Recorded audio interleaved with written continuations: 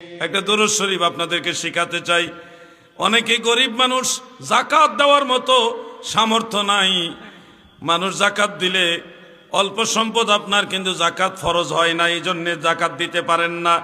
কিন্তু অনেক সময় মনে শখ জাগে, আল্লাহ যদি আমার সম্পদ দিত আমি যাকাত দিতাম, এরকম মনের ভিতর অনেকের স্বপ্ন জাগে।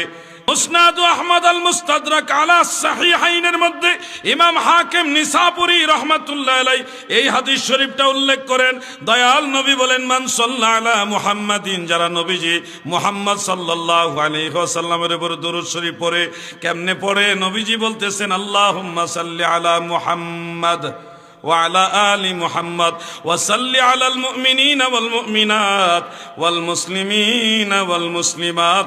আল্লাহর নবী বলেন, এই দুরূদ যারা পড়বে, যাকাত আদায় করলে যেই সওয়াব হয় ওই সমান সওয়াব আল্লাহ আপনার আমল নামায় দিয়ে দিবে।